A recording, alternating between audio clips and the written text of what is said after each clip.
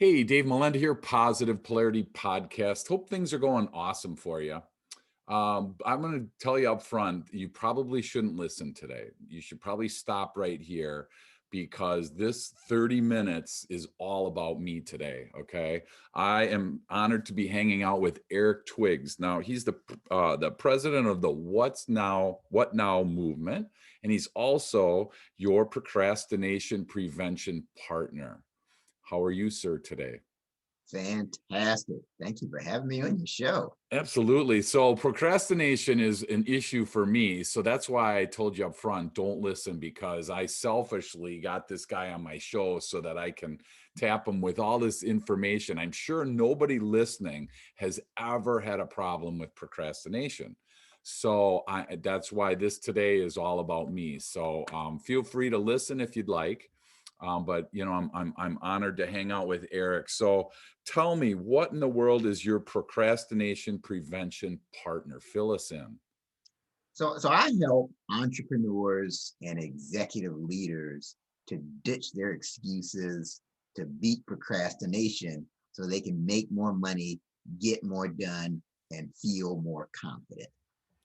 Wow, ditch your excuses. But you know what? I like my excuses, Eric. Come on. Don't make me ditch something I like so much. I live on these excuses, So awesome. So you wrote a book called The Disciplines of Now, or The Discipline of Now, 12 Practical Principles to Overcome Procrastination. So share with us a little bit about what inspired you to write that. What inspired me to write that was I was getting frustrated with just some of the other books that were out there. I wanted to be able to put a usable tool in people's hands to help them to become more productive and get more done. But I was finding when I would look at other resources, it was a lot of the same cookie cutter answers. It was, you got to wake up early. You got to wake up at 4 o'clock in the morning. As a matter of fact, they would say, if you weren't an early bird, you were a loser. And that's kind of the summary of a lot of these books. And Sure. that's just not the case. I think you can be a night owl. And I give you some examples in the book of how you can be a night owl and still be highly productive. So my book is not cookie cutter. You can find whatever your genetic patterns are, your personality type, you can still become highly productive if you follow my principles. Awesome. Well, and I heard on one of your podcasts that you're at the gym at 5 o'clock, and then your partner on your podcast shows up and you're already there. So it doesn't matter if you get there early or get there late. It's just a matter of getting there, right? Oh, absolutely. Yeah. So like I'm a type A personality. So for me, getting up early and doing certain things, I form certain habits, but not everybody is wired the same way. That's the key. But you have to do, and over time, your awareness gets heightened. And one of the takeaways from my book is to really heighten your awareness to your tendencies, and you put things in place to help you to move forward. Awesome. Yeah, we love talking about self-awareness, on this show because I always think there's three types of people. There's someone that, watches things happen. There's someone that makes things happen. And then there's some that don't know what's happening, right? So our hope here is, we have a lot of high type A personalities. I use DISC, so I call them the high D type people, driven people, results oriented, which is awesome. No personality is right or wrong. So I love the fact that right out of the gates, your book is really for everybody, personality wise, whatever you have. It really focuses more on that simple procrastination issue and how to help. So what are some tips that you have in your book that you feel comfortable sharing? I don't want to give everything away because I want everybody to run out and get a copy, but what are a couple tips that are in there that would kind of whet our appetite for that, Eric? Well, so one of the things is just getting in the habit of making an appointment with yourself. That is so critical. And just that, I've worked with people who told me at the beginning that they were chronic procrastinators. And just the habit of making appointments with yourself. So, for example, instead of saying, hey, I want to write a book, so I'm going to work on a chapter this week. And then you get to Friday at 5 o'clock and you haven't done anything with the book. The alternative is to say that on Tuesday at 1 o'clock, from 1 o'clock to 2 o'clock, that's going to be book chapter time. I'm going to put it on my calendar. I'm going to make it a different color, make it a red color. I'm going to get a reminder. And if you do that, the chances of you actually working on that task go up by 80%. So if you Wow. do that, you'll find that you procrastinate a lot less. That's awesome. So yeah, and I encourage people when we talk about time, mastery on our whatever we're talking about, and time comes up, whether you're in sales, whether you're a leader, whatever, the more that you use your calendar, Outlook or whatever. I use Outlook, and mine's all got different colors based on how urgent and important things are. So that's awesome. So if you're listening and you're struggling with procrastination, that's a great thing to do. Is we probably have the mental checklist, right, Eric? Everybody's got that mental idea of what they have to get done today or this week. What's different? Do you know why it changes when you write it down? I mean, what's the difference between keeping it in my head and actually writing it down? Because it now becomes a priority. And if you're around me for a while, if I'm coaching you for a while, to never say to me, "Well, Eric, I just didn't have time to do that." Well, this week I didn't have time to write that. You had time, Yeah, because if it was really important to you, you would find a way to make it happen. right, And so when you put it on your calendar, it's now a priority. Think about it this way. Think about it this way. Let's say you had an appointment to meet a vendor. You said, okay, I'm going to meet this vendor Tuesday at 1 o'clock. You wouldn't think of just not showing up, right. not calling, not saying anything. So Yep, why would you do that to yourself?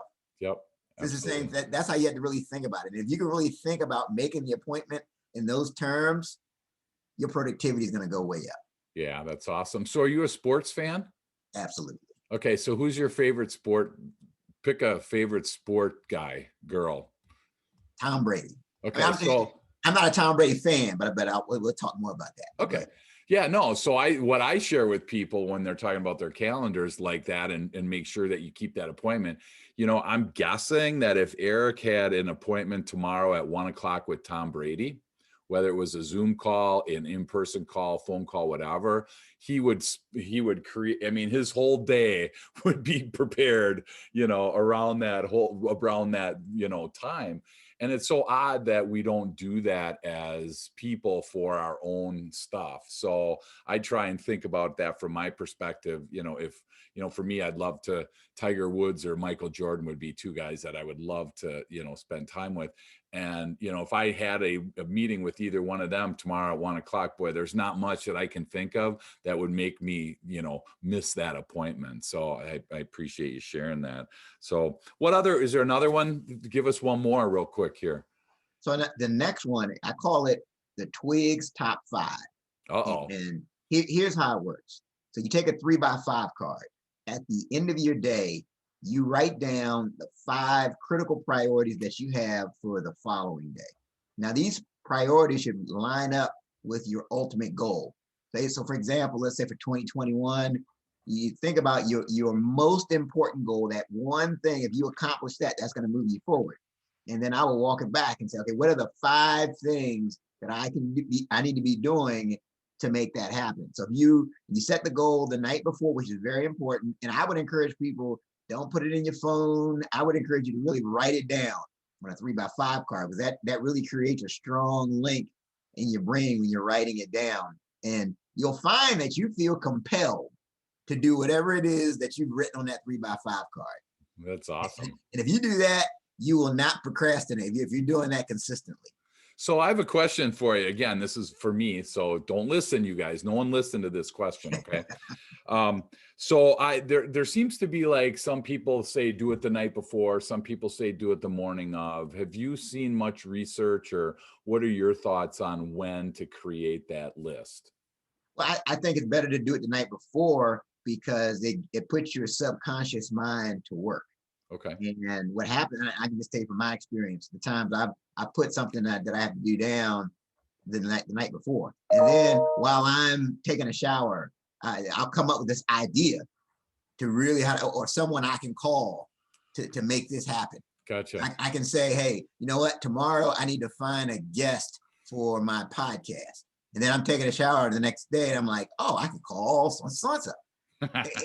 It really puts you, when you sleep on it, it puts your subconscious mind to work, and you'll find you sleep better, because if you do it, let's say you don't do it the night before, a lot of times you have these things floating around in your mind. Ah, Oh, we got so many things to do tomorrow. I don't even know where to start. Well, wow. now it's out of your head and it's on paper.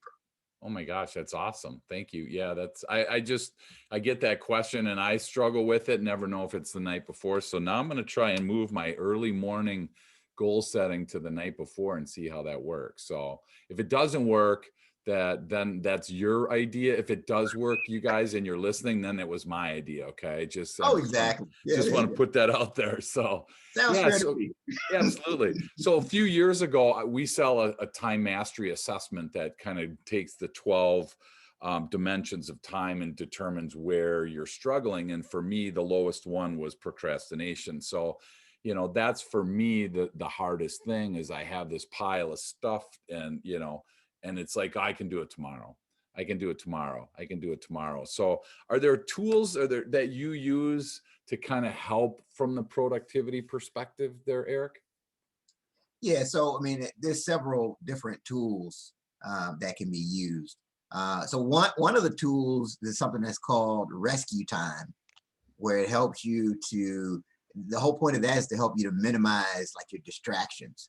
Okay. And so social media is very distracting, and you can start tracking how much time you're spending on various social media sites, and and then you start to see, you know what, I'm spending 3 hours a day on Facebook. That's not good. And Yeah. when you really start tracking it, you can make a difference. And the big thing with rescue time is you can even set it so that it turns off your internet access Oof. after a certain point in time. If you really want to be hardcore with it.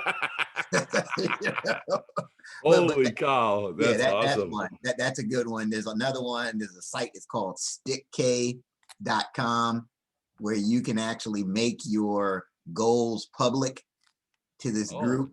okay. And so you tell everybody that you're going to do this. And I'm a huge believer in that public accountability, because it puts the pressure on you to deliver. And I do it all the time. Like when I ran a marathon, I purposely told everybody I was doing it for like from the very beginning, because I knew Sure. they would keep asking me about it.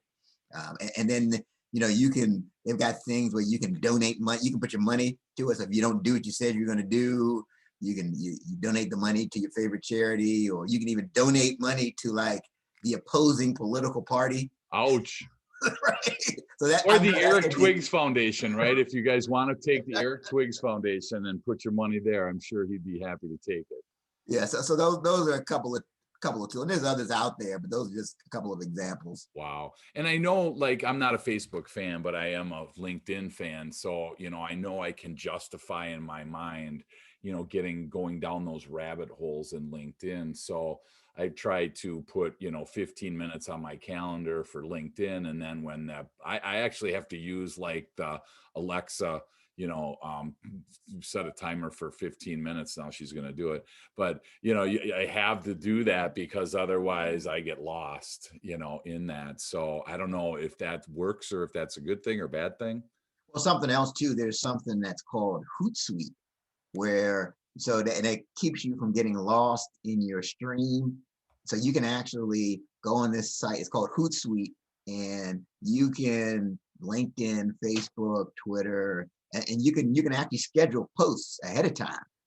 And so you can sit down for an hour and schedule 3 weeks or so at a time of your different posts, and it keeps you that way. You're on this site. You're not on your page, and you're not getting tempted by the incoming things that are on your feed. Sure. Wow. So are most of these tools free or do you pay for them? Are they subscription? How did they work, Eric? Do you know? Most are free. I know Hootsuite used to be free, Okay. but now they know that there's such a demand for that. They've started charging. Wow, that's awesome. Yeah, Mhm. so I'm, in for me when I had to come up with when I had to identify once I identified procrastination, I mean, it's hard to accept it. It's hard to admit it, right? Like we talked about before, a lot of people, want to have an excuse. They want to blame other people. I mean, I've heard everybody, what hasn't been blamed? The government, the weather, competition, customer. I mean, everything's been blamed, except not a lot of people want to take that responsibility for themselves. Once you admit it though, I mean, you say I struggle with procrastination, right? I mean, it's not the end of the world to say that. I think once you verbalize it though, it kind of puts it into a different light. So once I would verbalize that to you, Eric, and I would start to work with you, what kind of, how do we start, or what's the next step once I admit that I have this issue? Well, first thing, I would make sure we clarify the issue from the individual. Okay. And some of the things I run into, people say, I am a procrastinator. Okay. I am is an identity statement. And if you really, that's how you see yourself, you act out that way. The procrastination is a habit. Okay. So that's the first thing. Okay. And then the second thing I would do would be just really start tracking how you're spending your time. I've just found it to be very effective when we start with, like, we break it down by hour. There's this different logs I would have you work with where you start paying attention to how you're spending your time, especially that person that's always telling me, oh, I don't have time to do this. I don't have Yeah. time to do that. I didn't have time to get around to it. But they start seeing holes in their day where they're not being as productive. So it's really about heightening your awareness Sure. and helping you to understand that, you know, my goal is I like to hold the mirror up in front of the person. Okay. And then so you really see that, you know what, it is me, and this is something that I can control. So you had me until you said I have to track my time, because I could hear breaks going on all over the world listening to this, saying, "Oh my gosh, you had me until I have to do something," or, I have to track my time. You want me to tell you every half hour what I'm doing, whatever that tracking your time looks like. How do you simplify that for a high D, a type A person like you, so that we don't kind of get defeated before we even start? Well, you're not just doing it all the time. So it's just Okay. it's really a one-time exercise when I'm working with somebody. Just so you start to get an idea of how you're spending your time, where your time is going, and that type of thing. So it's a one-time exercise. I'm done, and I've done it. It really shines a light on where the issues are. No, it's not something you do like every week the rest of your life. It's that'd be a bit much, but no, Yeah. you do it one time because again, it opens your eyes to where you have opportunities. Wow, that's awesome. So, and I did that once. It was 15-minute increments for a week, and it kind of really shocked me as to, because I would think in my mind, like you said, Eric, I don't have the time, I'm too busy. And then you start realizing I spent 15 minutes doing this or 30 minutes doing that. It was like, holy cow. And obviously now with Zoom and all the different online things that potentially are saving us time from driving. I mean, I have a couple clients around the country that it would take you a day to fly there, a day to do your leadership training, and then a day to fly home. I mean, it was a 3-day deal. Now all of a sudden we're doing it in one day. So, there are opportunities. And so, I appreciate those tools. So you have a podcast, and it's called the 30-minute hour. So fill us in on what's going on there. So it's a 30-minute hour, and we always say it's not your everyday podcast. So I'm the host, and I'm my co-host and business partner's name is Ted Fells, and we just take a different approach. We Okay. use a lot of humor. He and we have a great chemistry. We're always just going back and forth with each other, and so the guests always, the one thing they always say is, "Man, that was really fun." Strap Can't believe in, how huh? much fun I had.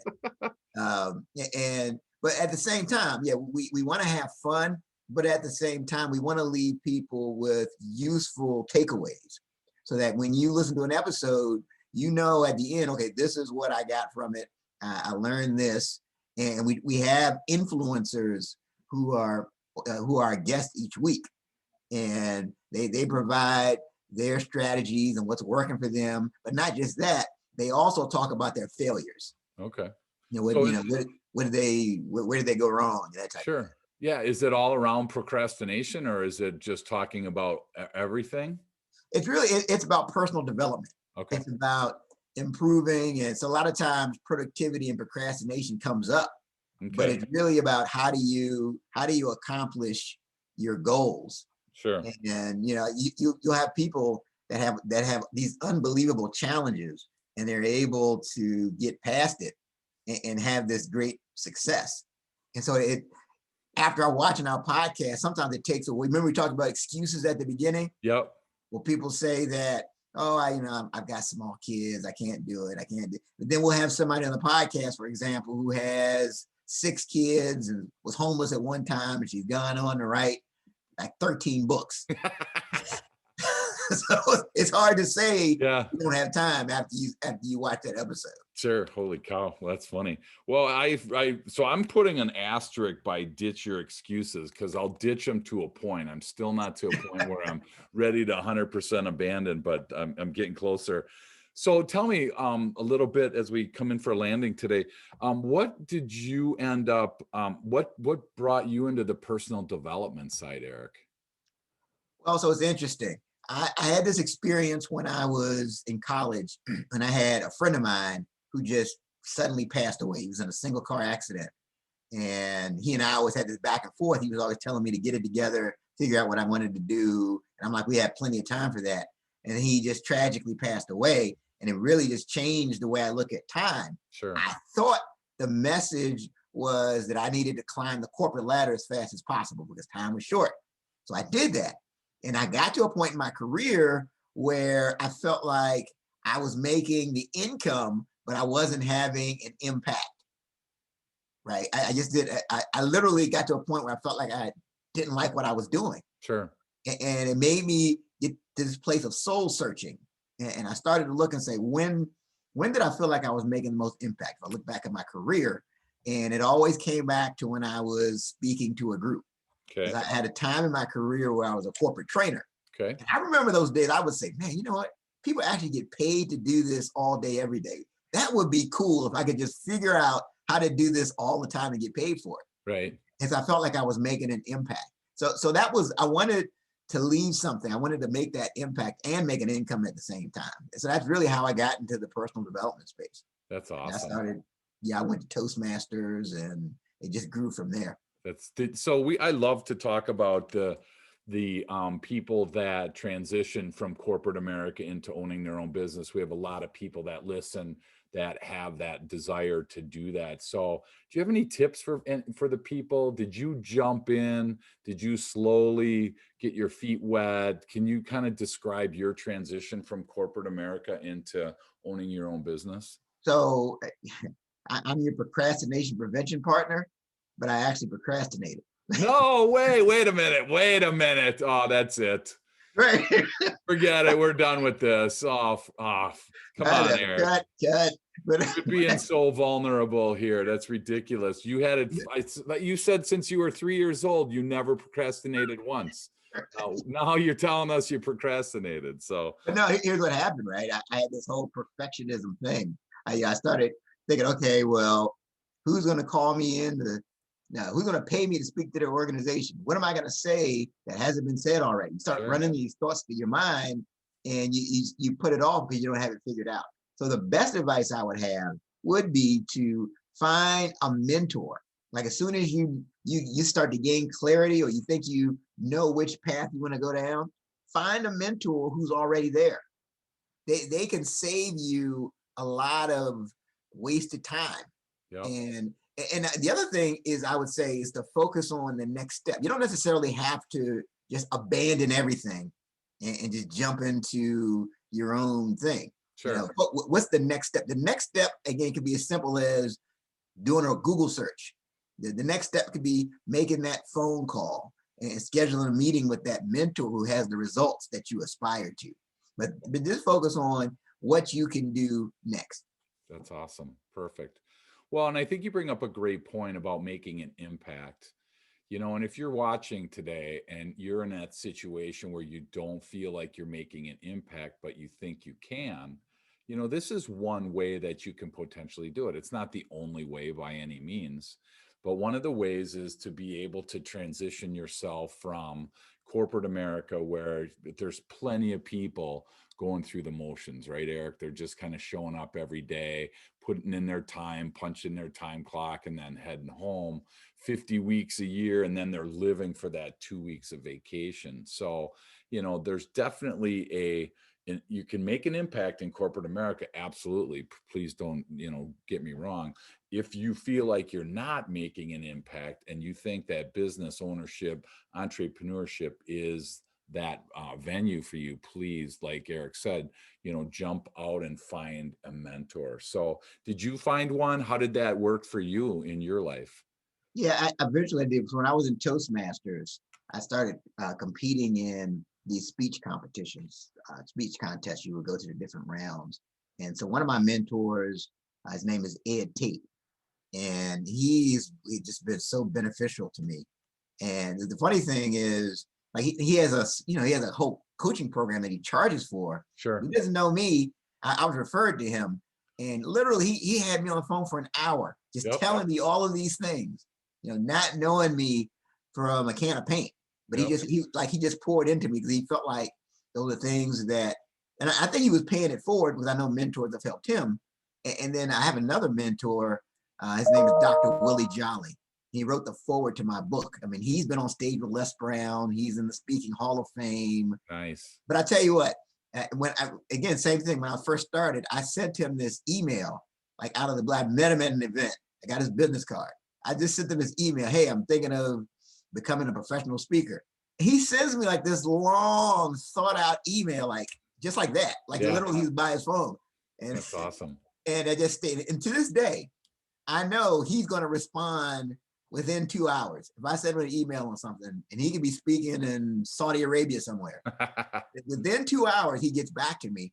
And so I try to. I know there are people that consider me their mentor, Awesome. and I try to model those things, but I can't stress that enough. Yep. And one of the things on my podcast, the high achievers we have, they all talk about how important it is to find the right mentor. That's one theme that goes through the show. That's great. Awesome. So, hey, you want to come in for a landing on this? So tell me, if people want to learn more about how to work with you, if they have questions about procrastination, if they have questions about the What Now movement, we didn't even get a chance to chat about that. If people want to get a hold of you, Eric, what's the best way for them to do that? So they can go to my website, thedisciplineofnow.com. You can pick up copies of the book. It's in The Discipline of Now, 12 Practical Principles to Overcome Procrastination. That's the full name of the book. You can pick it up as an ebook, paperback, and an audio. And I'm doing a special today. Uh-oh. This is like a one-time thing. But holy cow. It's just for me. So don't listen again, you guys. Stop the podcast. Don't listen, okay? Because Eric's just sharing this for me. Go for it. So the first 5 people that you can email me, eric@ericmtwiggs.com. And the first 5 people that email me mentioning that they heard me on this show, I will send them a free copy of the audio version of my book, The Discipline of Now. Awesome. First 5 people, so you can't procrastinate. Yeah, exactly. Yes. If you're listening, we're done for the day here. So when you're done, jump onto his website, email him, and grab yourself one of those things. Look at, there's Alexa saying Alexa, stop. There it is. She's saying it's 9 o'clock. So thank you so much for hanging out, and look forward to learning more from you.